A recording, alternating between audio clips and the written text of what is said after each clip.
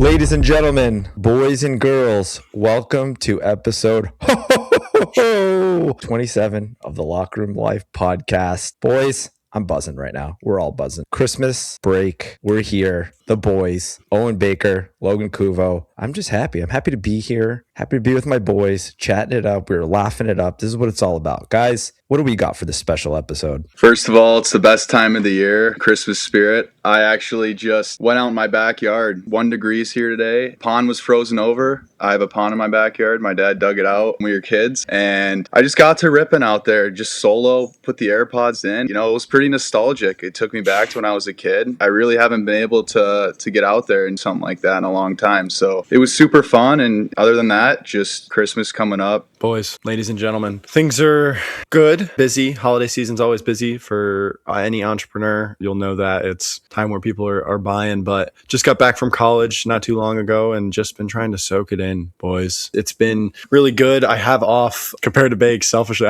I have off until January 20th and Bakes heads back in a day or 2 days or whatever it is.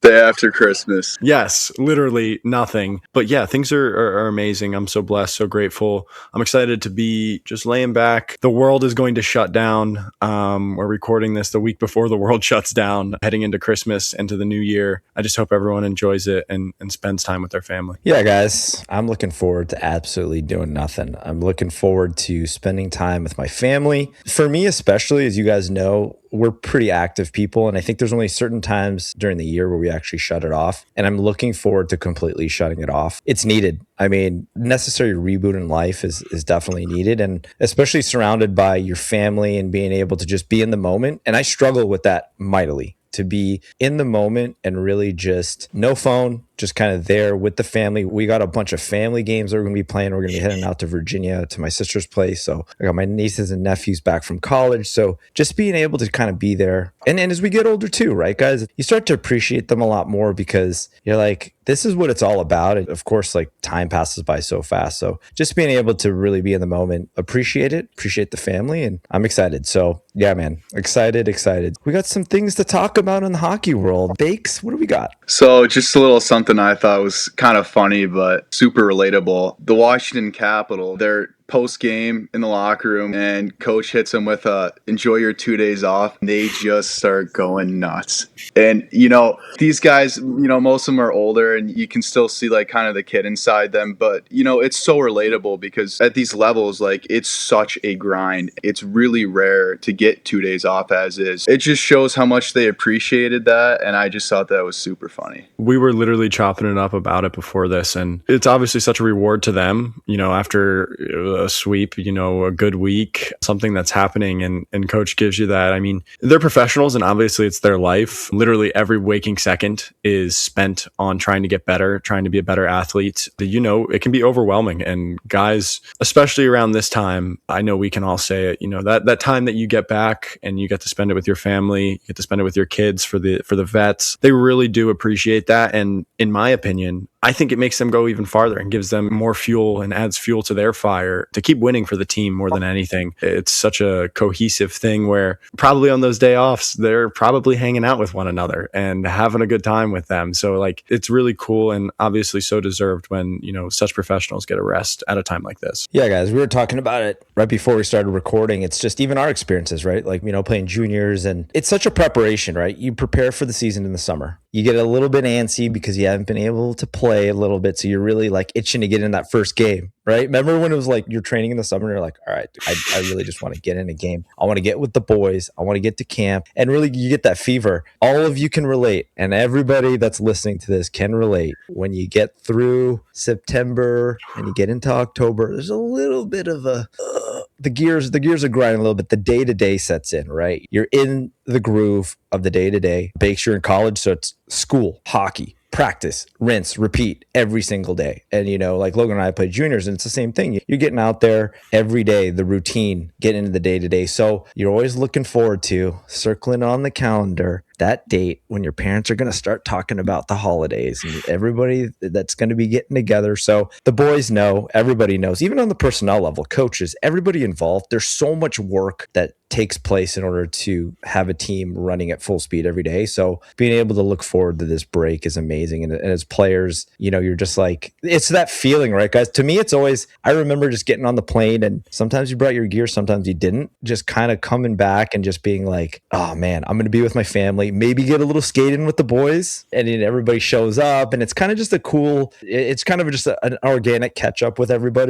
But it's just so fun. And that's, to me, like the marquee moments of what makes hockey so fun. And you just get a catch up with all the boys, where they're playing, what's happening. You get the scoop from all levels, what's happening with every team. So it's cool, man. I'm excited for it. I'm excited for the guys to have a nice little recharge, a nice little opportunity to really have some time to kind of just shift down a little bit. But we all know the real work's going to start happening come the new year, the playoff push, and it's going to be another huge grind. So much deserved, boys. Yeah, Frankie. And last thing on that point, that's what I was going to touch on and say. It's like the second half after this, after the holidays, things get dark and crazy. You are in the thick of it, grinding for a playoff spot across every level. It's not just pros. So it's definitely needed. But I wanted to talk about, obviously mentioned last week's episode, blockbuster trade. Quinn Hughes got his bag to the Wild. But turns out he didn't need it. They are 3 games, 3 wins, 16 goals for and 4 against. I have a feeling the Wild might be making a push, big push at the end of 2025, heading into 2026. I mean, they need it. I'm not going to lie to you guys. Like, the Wild, not a lot of spice in that line. They're a great team, an amazing organization, state of hockey. But let's be honest, outside of Kirill the Thrill, there's not a lot of thrill happening with that team. They're just a slow and steady, slow burn type, just stable. But what Quinn Hughes adds is a lot of much deserved star power. I know there's a lot of debate on there, like who actually won this trade. Our boy Johnny Laz was talking about it. Shout out to Johnny Laz. Had brought up a really good point on who really won this trade. And it's debatable. I mean, you could say it on both sides. Obviously, Minnesota gave up a huge prospect. Zeev is a huge prospect. But when you look deeper into revenue, what sells tickets, what puts butts in the seats, bringing somebody like Quinn Hughes to the market makes the team a little bit more exciting, adds a little bit of star power, sound a little bit more jerseys, boys. So good things and big things on the talent level happening for the Wild. So excited to see where they shake up in the playoff race. To that point, Frankie, especially a market like Minnesota, where it's not as extreme as a Toronto or a Montreal where they're down your neck, but they love hockey. And to bring a talent like Quinn in there is just, it's big for the state as a whole. Literally, it's their biggest thing. Yeah, it's called the state of hockey for a reason, right? I got a bunch of guys who I play with from Minnesota, and they're just diehard Wild fans. And historically, like, let's be honest, like, they can't get out of the first round, and I hope that they can break that streak. But for sure, they're going to make a playoff push, and it's going to be interesting to see. And I hope they can get out of that first round, because they've been in that slump for quite some time. And they're one of those teams that still have yet to win a cup. So it's going to be interesting for sure. And Quinn, he's buzzing. And I think the fan base, they're excited, and as they should be. So it should be interesting to see. And I would like to see him make a run. Quinn Hughes effect. For sure. Good little segue into teams with bright futures. Obviously, we know Macklin Celebrini, the San Jose Sharks, crushing it. His transition to the NHL has been seamless. Just the upward trajectory of his career is insane, and a brighter days in San Jose for sure. But we're all about the prospects on this podcast, boys. And the apple doesn't fall far from the tree in the Celebrini family. RJ Celebrini, you guys have been seeing him. He's going viral. He was just chopping it up with Bedsy. Bedsy had to give him some props for, 39 games, putting up 109 points. I'm not about the hype. We're all about like letting these kids develop. But there's some things, especially in this social media world, you can't help but just be like, first of all, get this kid out of this damn division. These poor kids. Mommy's taking Jimmy to the game, and maybe he's getting him a little McDonald's, a little egg McMuffin for the game. Show up, RJ Celebrini's just putting up 7 on him. He's in Norma. It's a depressing day for this kid. He's in Norma Tech before the game. He's in Norma Tech. He's got a VR headset on, and this kid just has a bag of Mickey D's coming in. These prospects, some of them, and you guys know this, these once in a generational talents, it happens so much in the hockey world, and we're notorious, especially we're in the media, we talk about these kids, who they should be, who they're gonna be. But in all honesty, I think it's just having fun with it. This kid is having fun. These kids are having so much fun. But but for God's sakes, I don't know. I don't know if show some mercy. I don't RJ know. Celebrini, show some mercy. I don't know if his Please. opponents are having fun. I honestly don't know if his opponents are having fun while they're playing. What do you guys think of this kid? First of all, not to even mention, he's playing 15U at 13. And his elite prospects, they have him at like 5'3", like a buck 20 or so, which is absolutely insane. And he's just, like you said, tearing it up. Like he's almost at 50 goals, over 100 points. And it's cool and it's unique because you see a lot of times in hockey, if you have like an older brother or you have these brothers, like one of them's nasty, it's usually translates to the younger one being just as good. And there's three of them and one's still playing Division 1. So a hockey family for sure. He's only 13. Like, he's got so much time. We'll obviously have to keep an eye on him to see where he goes, but it's just something to think about. Macklin and his brother going the college route. Does he follow in those footsteps and goes to BU? Who knows? But nonetheless, 13 years old, tearing it up. Man, that's crazy. Dude, if I was 13 years old and going out to play this kid, Hockey Forever's posting him, and what are you going to do? Are you going to triple team him? You can't do anything. There's a skill gap there that is just like you said, Frank, those once-in-a-generation talents. They have that skill gap literally at every single age group, every level that they play. It's just a noticeable difference between them and the general population. And it's really crazy with the social media age and seeing everything develop. And I could only imagine being a 13-year-old or a 15-year-old and being like, dang, we're about to get tossed by a 13-year-old in this game. And what do we do? You can't do anything. It's amazing. And it has to be so awesome for their parents. Amazing for the Celebrini family to have been able to do that. And I'm excited to see what he does. Yeah, it's always nice, especially when you have brothers. Bakes, you had a brother too. I mean, I had a sister. I love her to death. I always wanted a brother. Well, somebody just get out there, out on the pond, just being able to, I think there's a special bond there. I think it's amazing. I love to see it, especially with brothers. There's a competitive level also, but there's also just that camaraderie with your brother. And the thing that makes hockey so amazing is the community, the people. So being able to have like another buddy that is your brother that can push you and be able to be there right there with the journey, incentivize you too, and I think those kids are also built differently. RJ's mentality on what the scope for his life is different. He's been looking up his brother all this time. And he's like, I can't wait till I get there. So he's not even really in the moment. He's just like, I need to dominate this so that I can get there. So his level of intensity, of acceptability, I guess you could say, of what he wants himself to be. So I think it's a prime example of the amazing relationship between brothers and family members to be able to just like, it's not so much hype to them. It's literally just part of the plan. And I think that that's the part of the path for him. So RJ, I know you're going to kill it, but it's just like, please, like I said, 15 is like, now that I know that he actually played with 15-year-old, I was going to say 13, you could technically still cry when you got in the car at the end of a game after getting shelled like that. But at this point, 15 is like maybe in your room crying alone because he just ripped you apart. But amazing to see what comes. All right, boys, it's that time of year. The World Junior Championships are upon us. And like we said, we're all going to be glued to the TV. We already know what's going to happen. But that parlays into the amazing interview that we have. A member of Team USA, Camille Bednarik. We had a chance to sit down with him. He's going to be representing Team USA. And boys, what an interview to drop at this time. Such a special time for him, representing his country in probably the most meaningful tournament that the global hockey world will be watching at this time of year. Nostalgia is running through all of our veins, but more importantly, Camille's a guy that has won at every level, is a current BU player and playing with a lot of guys that we're pretty close with. But more importantly, what an honor. What an honor to be putting on Team USA, especially this time of year, like I said. But more importantly, a select few of amazing players in this age group to be chosen for this team. So guys, what do you think? First of all, obviously, what a huge honor this is. And selfishly, Frank, I'm sorry. I hope USA brings home gold and dethrones Canada. But I have played against Camille when he was with the program for a few years, and he is a generational talent. He's doing this at the college level. He's an NHL draft pick. The ceiling is so high for this kid. Best of luck, Camille. USA for gold, please.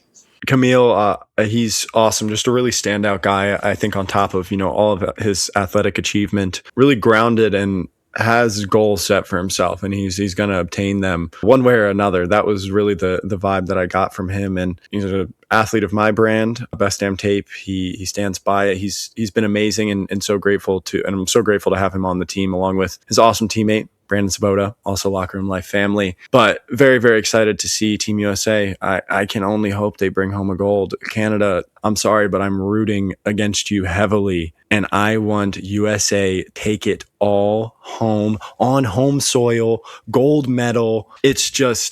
It's written in the stars. That's all I got to say. I'm not going to get into the weeds with you guys on who's going to win this because I refuse to drop down to this level. I'm keeping a level head because that's what we do as professionals. So the fact that you guys are saying all of this jargon is against my best wishes. But I will say, Camille, like every guest that we have, and we've been blessed to have, the family, and he talks about the support system of his family that helped him along this hockey journey. And again, we make it a point to say it every podcast. Family, parents, especially this time of year, you are the central unit that keeps all of us players going. And especially that support allows you to enjoy an amazing event that's about to happen as well, to really look back. And I hope, again, that parents really look back and they look at this scene and they look at the cameras and they look at the flag going and they look at the anthem. I'm about to cry right now because this is just getting me emotional about it. You guys are feeling it too. That's the moment where parents are like, you know what? The early mornings, the money, everything that you ever did for your child is for a moment like this. So, Camille, congratulations, my brother. I cannot wait to see you in the red, white, and blue. And again, USA, I hope you win gold. I do. And I hope you guys enjoy this interview. Camille Bednarik. USA Hockey is do or die. Camille Bednarik, this is the Locker Room Life. All right, buddy. Thanks for joining us. And that was a big win last night. We'll talk about that here in a bit. But more importantly, just wanted to kind of dive into the hockey journey, man. How did it all start? Hockey as a whole, like when did you fall in love with this wonderful game? Thanks for having me, first of all. My parents are from Slovakia, and they've always been very athletic. My mom was a swimmer. My dad was a track runner. So, they always wanted their kids to play sports, once they had them. So they definitely pushed sports onto us very early. They eventually moved to the U.S. to start, their families in Illinois. It's where I'm from, Chicago, Illinois, a suburb called Elmhurst. So that's where my sisters grew up, where my parents started, our family. I loved watching sports when I was very little. Kind of all my parents, had on the TV growing up. So I was around it a lot. I loved basketball pretty early. My parents would always watch basketball. It's kind of like that American sport they were kind of introduced to right away. They liked it. And then also hockey, of course. I started to skate maybe when I was 3 years old, so very young. My mom actually taught me how to skate, believe it or not. I don't know who taught her how to skate, but so I would go out in free skates or whatever, and then she would just kind of guide me around the ice, started to pick it up. And then I got into actual hockey 4 or 5 years old, so I've been playing hockey for a while. So I got into hockey, and I actually didn't really like it at first, so it's funny. I didn't like practicing. My mom had to drag me to practice sometimes. I'm not trying to go to practice. But eventually it turned out to be the thing I love the most in life. It's pretty funny. So I just kind of stuck with it. I played a few other sports. My mom actually started a swim team in Bensenville. Me and my sisters all swam competitively for her team. And I was, playing hockey. And then eventually my middle sister, Simone, picked up hockey as well a little later than me. She was 9 years old when she started. Me and her have been playing ever since then. And then my oldest sister, Nicole, she only did the swimming. And then she eventually stopped swimming and kind of focused on school. I also played football for a year. So 1 year I had a pretty busy year. I was playing hockey, swimming, and football. So yeah, I must sucked for my parents to drive me back and forth everywhere. I just decided I have to probably just pick one or two. So I just did hockey and then swimming for a little more while. Just stuck with the hockey. Played for a lot of the youth teams in Chicago growing up. I think first I played for the Chicago Grizzlies, which was kind of like the B team for the Chicago Bruins. I didn't even make the top team. And then I went to the Chicago Blues for like a few years. I actually played defense 1 year there too, so it's pretty funny. And then like the Chicago Fury for a year or two, and then Team Illinois for 2, and then Chicago Mission for 2. Eventually ended up in New Jersey for a year. Been all over the place there, but yeah. That's an awesome story. First off, it's so cool that I think all of your family are athletes. You mentioned playing for all those youth teams in Chicago. What was like that moment when you were growing up throughout this youth career that you were like, I can really take this hockey thing and run with it? Yeah, to be honest, I can't really think of like a time where, I had that thought. I was just kind of playing the game I love. I guess I was doing pretty well. Like in the moment, I wasn't really like realizing it. I guess the real moment when I realized this could be a big thing was when I made the national team development program. I never like really thought I could make that team. I didn't really hear of the NTDP until maybe when I was on my second year in Chicago Mission. Even my parents told me like after I made the team that they had no idea like I would, make it that far. So they were super proud of me, of course. It was like a really big moment in my career. So I would say then was when I kind of realized that pretty good and could go far in hockey. So yeah. Camille, talk a little bit about Chicago Mission, because a lot of great players have been coming out of there. Kind of just tell everybody a little bit about that program, about playing there, and kind of development-wise, what that did for you. I had a blast at the Chicago Mission. It's at the Chicago Blackhawks practice facilities. That's their home rink. The facility's great there. Also the gym, it's awesome there. We were still pretty young there, but the coaches were great. It was just cool because the rink's in the city, so you drive into the city every day, like after school, practicing with the boys in the Chicago Blackhawks like practice rink. So it was pretty cool. Great development there. So I had a lot of fun. And to that point, do you think that your biggest jump in, competition was that jump from, you said that B to A or AA to AAA, or was it from, AAA to NTDP? I would say going into my first year at NTDP, like my first few games, I definitely, struggled a little bit. Like I had to get used to the pace and, guys were older, stronger for sure. But like once the season went on a bit, like you kind of get more comfortable and get used to the pace. Everything feels normal. I also think like going into my first college year, it was like the same thing the first few games, probably a little than my first few games in the USHL, but it would be tough getting used to that pace and that adjustment. Guys are just bigger and stronger and faster, but like eventually, it kind of levels out. You get more comfortable and, everything just feels a little bit easier on you. So, yeah. Brother, I know you grazed over it. Huge honor, but making the U.S. national development team. Take us through the emotions, take us through the thoughts. We've had a couple guys on the podcast just to kind of share that experience, and it's a huge honor. Take us through when you found out and just playing for the U.S. national development team. What an honor for yourself, but also the program itself, the hard work, and just how amazing the facility is and how amazing they take care of everybody at that program. Yeah, definitely a huge honor to make that team. Wasn't expecting to make that team at all. I decided to play the year before that in New Jersey and play a year up. So I was playing against, 05s instead of 06s. So I played for the New Jersey Rockets. So I actually billeted there. So that was like my first time billeting. That was a pretty unique experience. Definitely miss home a lot, but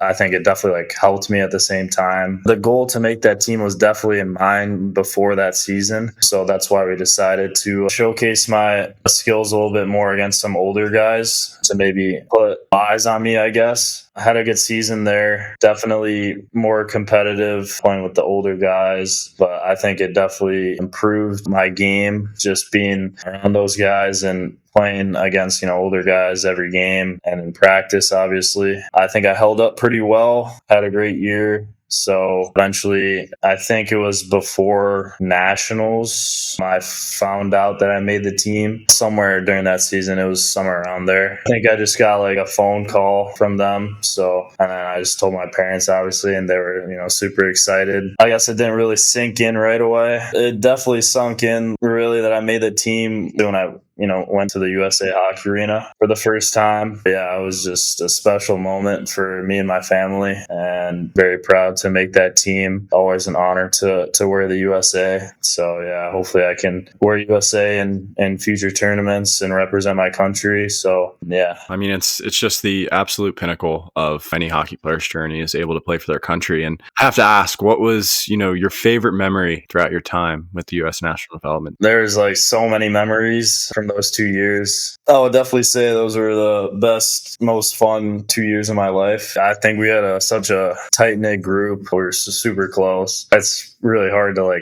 pick one. We were with each other every day, all day. Every day was super fun. Always jokes, super competitive in practice. It was unbelievable. So with that specific group, it was pretty cool winning a gold medal at the World U17 Challenge my first year. That was awesome. That was in Vancouver, I believe. Honestly, all the away trips that we had, wherever we went internationally, or even all the bus rides to Sioux Falls, sleeper buses, they sucked, but it was, you get a lot of memories from that. Traveling with those guys, super fun and funny. We mess around a lot. So yeah, it's hard to pick one specific moment. We always talk about that, man. Those are the moments. Logan and I are done playing, but when you look back at everything, the game, those are the things you actually remember more, and the guys and the times. And the game is an amazing part of your life. It's an amazing piece, but it's the friends, the network of people that you meet that hockey brings us all together. And that's the one thing that we always remember when it's all done, Camille. So it's something to look forward to, right?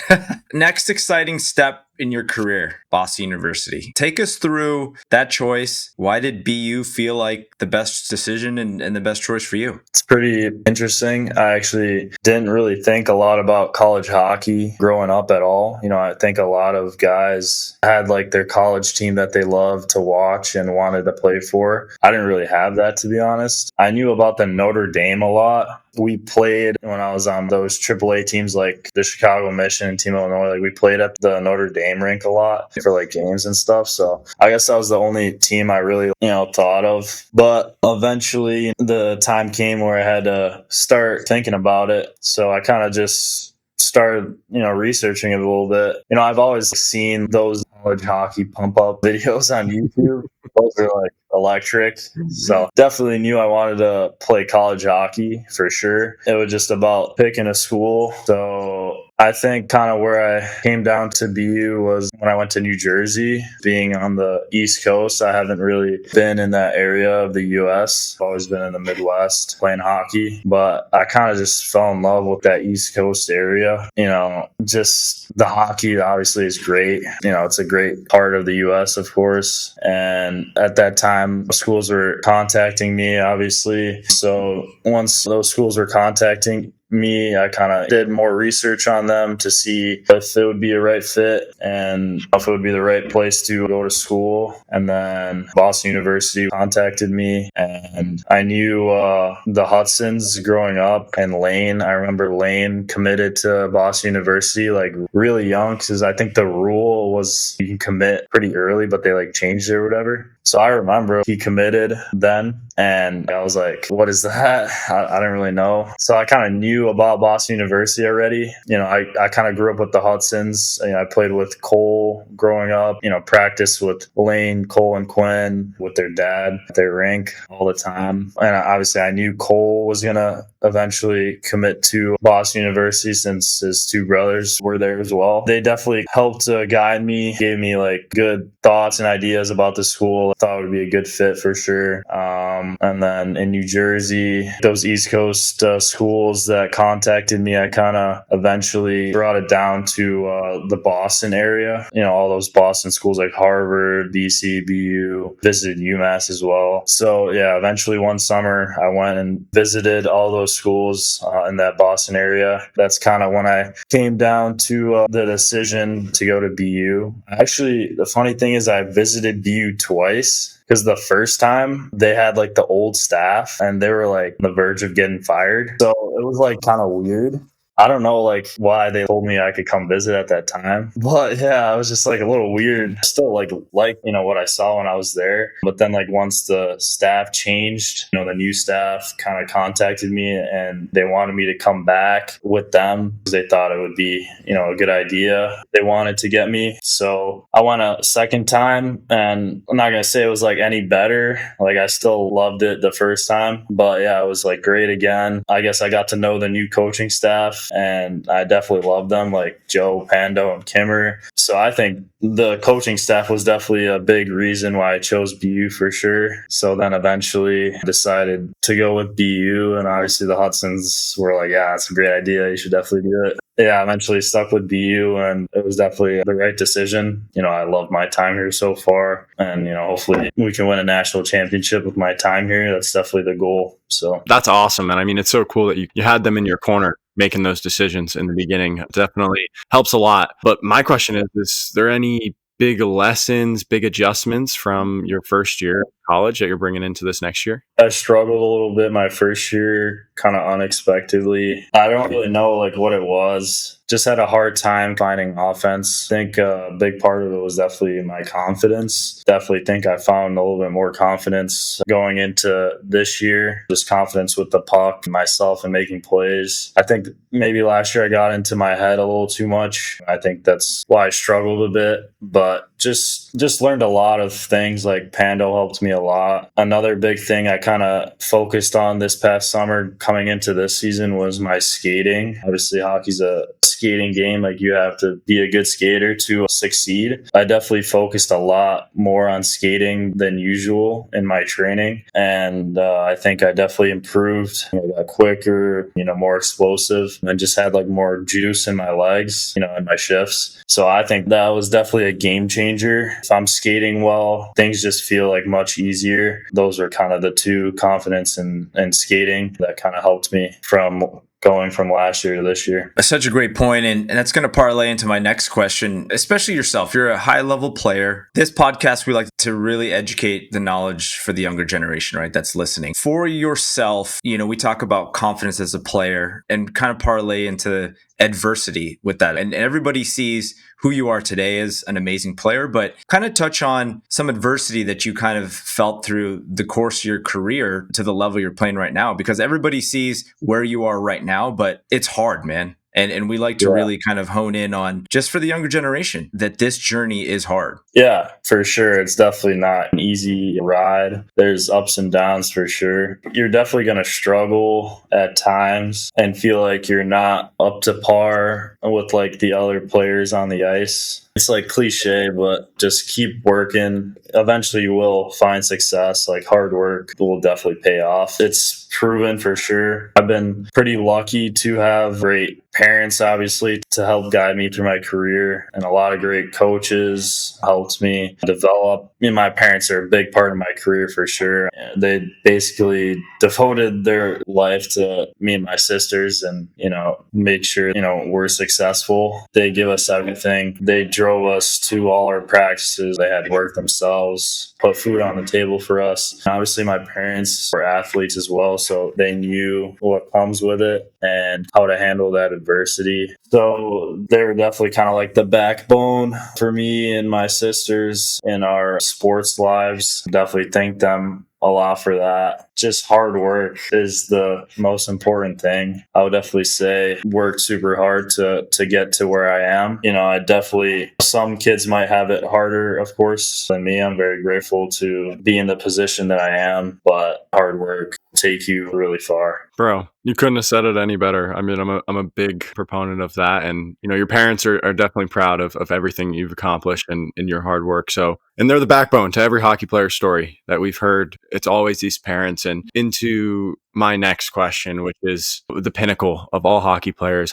parents. What was your reaction to being selected by the New York Islanders in the NHL draft? First off, congratulations. It's a tremendous honor and it's awesome. That was definitely the biggest moment in my life for sure, in my family's life. And also, the draft being at Las Vegas was just, unreal. at the Sphere as well. Like, it was unbelievable. Just the venue everything was just like perfect. But yeah, to have the chance to be drafted in the National Hockey League was, it was obviously like the goal, but never was certain that like I would get to that point. So to just have that opportunity, it was very special for me and my family. It was an absolute honor to be selected by an unbelievable organization like the Islanders. I don't really care where I went. I was just happy to be there. Like, it was not a lot of people get that opportunity, but yeah, the Islanders, unbelievable organization. I'm super grateful they picked me, of course. Yeah, like, it's crazy how much like the hype around the Islanders has changed in the past few years after that draft. Honestly, just a lot of hype around the Islanders right now, and it's for good reason. I think it's an honor and a privilege to be drafted by the Islanders. Looking forward to be under that organization. So yeah, Such an accomplishment. And again, we always like to, the guys that we've had on the pod that have been drafted, just take that moment and, more importantly, like you said, sharing it with your family, sharing it with the backbone and the center of the culmination of your hockey journey. So I can only imagine how amazing that feeling was, especially for you. So congratulations again. You got amazing things coming up, but this year at BU, we had Brandon Svoboda on, and you guys are out for blood this year. You guys are making sure that you're bringing the national championship. How do you kind of, for the excitement for the future, but stay present within like, okay, we have a mission this year. We got to get this done this year and stay locked in during the season. Yeah, definitely just staying in the moment. I think it's very important. I think if you look too far ahead, it could hurt you actually instead of helping you. So I just kind of try to stay in the moment, giving my best every day, practice, games. We've struggled a little bit this year. We have it's pretty interesting, like how college hockey works. One year you have this team, the next year, like it's a totally different team, just from like, guys moving on, of course, and guys transferring. It's pretty crazy, like how different our team is from last year. A lot of the guys from last year moved on, transferred. I think we have 12 new guys, basically like a whole new team this year. A lot of our team this year is pretty young. We only have one senior actually. So, pretty young team. I didn't know what to expect from us coming into the season, but yeah, we kind of struggled a little bit off the start. And obviously, we had that game yesterday against Cornell, big game, which, we won. So we've been kind of focusing on getting back on the right track. And I think, that game yesterday definitely helped us for sure. We needed that one. And also, there was a trophy on the line, which is awesome to have a trophy in the season. Our team is at our best when we're all, having each other's backs, playing the full 60 minutes, not, letting up at all. So I just think if we just stick with that every game for the rest of the season, we can definitely win a lot of hockey games. Like, we have like such a talented group, but it's like those little details that we got to make sure that, we're on top of to have that success. So hopefully, the rest of the season, we can do that, because I think we can win a lot of hockey games and go pretty far. Absolutely, bro. You guys all have that killer mentality. I'm a huge fan of BU just because you guys are my best damn tape guys, first and foremost. On top of that, we always ask these questions about, elite athletes and their mindset. How are you handling pressure on a day-to-day basis and this pressure? And as much as people may want to beat around the bush, it's a lot of pressure that is on your shoulders. How do you get in that mindset to get these things done? There's definitely a lot of pressure comes with it for sure. Yeah, I actually think sometimes I kind of struggle with that. Again, like how I said, get in my head a little too much sometimes. Try to give my best every time, every game, every practice. So, and then if it doesn't go my way, I could get a little angry, of course. Again, a little cliche, but the pressure is definitely a privilege to be in those situations, those big games where there is pressure. You should just be super grateful that you're in that moment and just try to focus on what you can do to help the team and what you can do to help the team win. So I kind of just focus on that and try to not think of it as pressure, but to think of it as another game and helping my team win. So that's kind of the way I handle the pressure. I appreciate your honesty on that, man. It's serious. Yeah. That's really big perspective, especially for players that are listening right now, of all ages, of all levels, right? A lot of people can't admit the fact that sometimes pressure, they don't always handle pressure the right way. And sometimes that's the difference between good players and great players, right? And especially you playing an elite level, you know the importance of that. The next generation, Camille, I want you to talk to your younger self, but also just some advice that you have for the next generation that want to be where you are about your life, your journey, and just a word of advice that can help them along their way. Yeah, I definitely think you definitely have to love what you do. I think it's hard to be successful in anything if you're not going to work with a smile on your face. The mental part of it is actually really important. If you like tell yourself this is gonna suck or whatever, then obviously you're not gonna go well. But if you can tell yourself like this is awesome, I'm playing a game right now that I love with my buddies. So I think that's kind of the first thing is kind of love what you do and embrace it. Another thing would be like it's not gonna be easy, of course. There's gonna be ups and downs just like anything, but you just have to keep going, just have like a positive attitude, a positive mentality. You got to work hard if you want to get to that elite level. It doesn't just come easy. You can't just get there without the hard work. Those are kind of the two main things I would say. That's awesome. We're going to loosen it up here. We're going to give you some rapid fire questions, just quick answer, wrap it up. But I have to ask, what is the best barn that you've ever played in? Ooh, college or any barn? Any barn. Oof. I mean, MSG has got to be up there. Yeah, what we played yesterday.